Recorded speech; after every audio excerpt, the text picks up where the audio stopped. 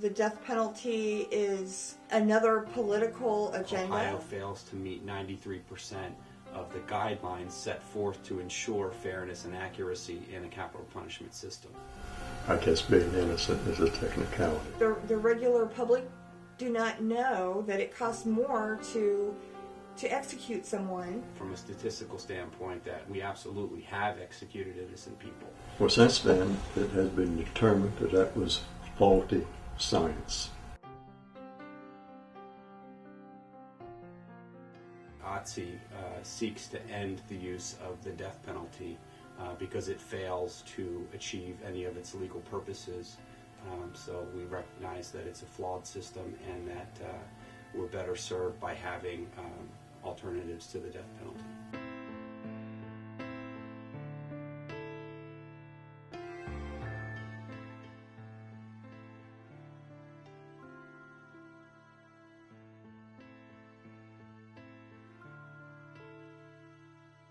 Well, I think that the capital punishment system as a whole has sort of conveyed this false sense of safety, this false sense that if we exterminate people who are harmful to society, then we'll all be safer.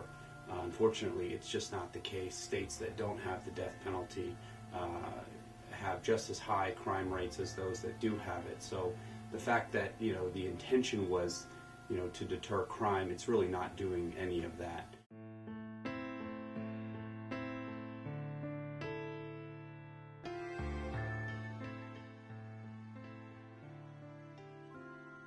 What we have to recognize is that as long as there's a death penalty system, it's going to be run by humans who sometimes make mistakes.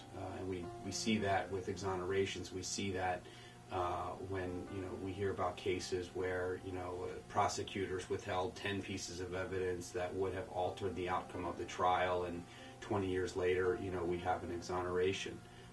As long as we're running that kind of a system where people are in charge and people are making the decisions, we're going to make mistakes. So why not put ourselves in a position to not cause some kind of irreversible harm by executing someone who's later proven to be innocent? If we're using a life without parole option, then at some point we can then say, we made a mistake, we got it wrong.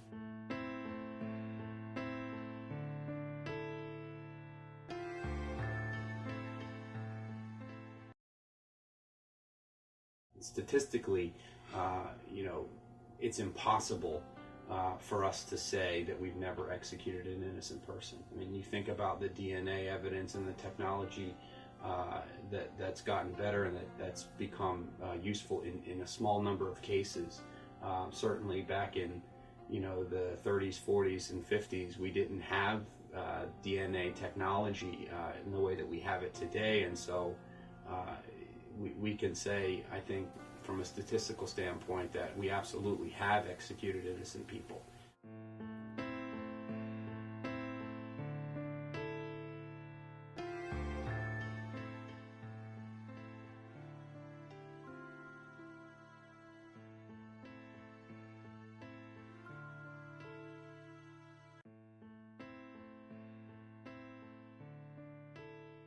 Other problems with the system, it seems to cause more harm for victims' family members than it does good.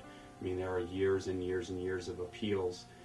What that does is that really creates a system that re-victimizes family members over and over and over again.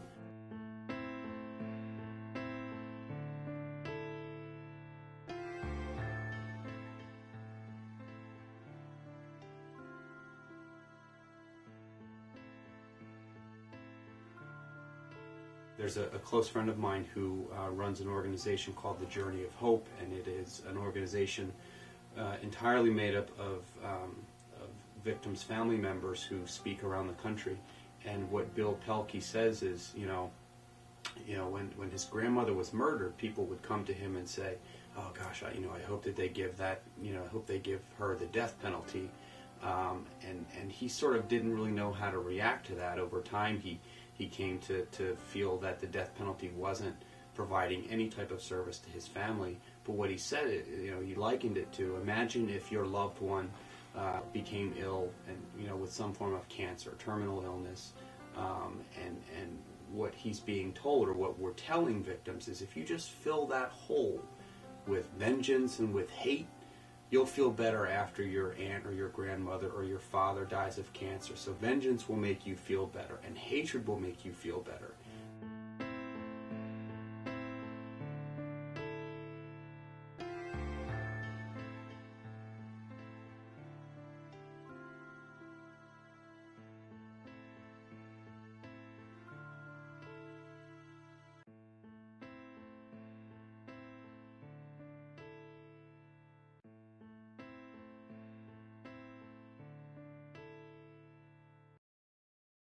The first thing that Ohio needs to do is it needs to recognize that it has some serious problems with its capital punishment system.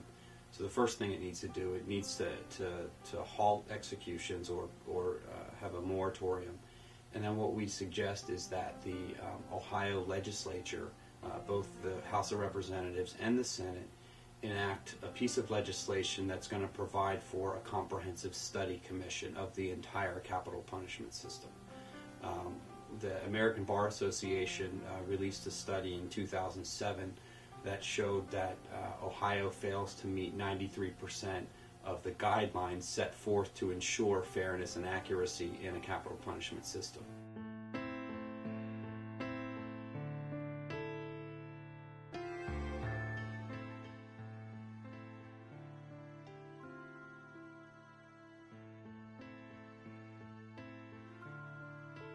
The support for the death penalty is a mile wide, but it's an inch deep. So when you get somebody in a position where you're having a conversation and you say, well, why do you think the death penalty is good? And they may say, oh, well, an eye for an eye. This person deserves that. They did this to that person. They should have it done back to them. But then you say, well, what's the other reason? What's the next reason why you think capital punishment is good? I mean, the responses nearly dry up. What we found is that the more information people have about the death penalty and about capital punishment, who gets these sentences, and sort of how they're implemented, how capital punishment is administered, the less comfortable people become with that system.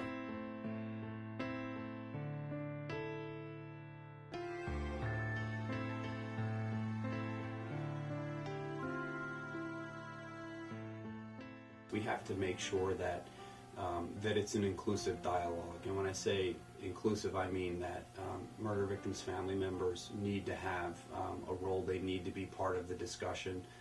Members of the law enforcement community have to be part of the discussion.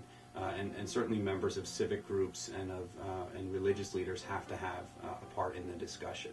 When we get down to having an honest conversation, that at the end of the day, we're going to realize that a life sentence is 10 times less expensive. It still keeps communities safe. It allows for victims' family members to receive some benefits and some grief counseling, and it makes us safer on the whole.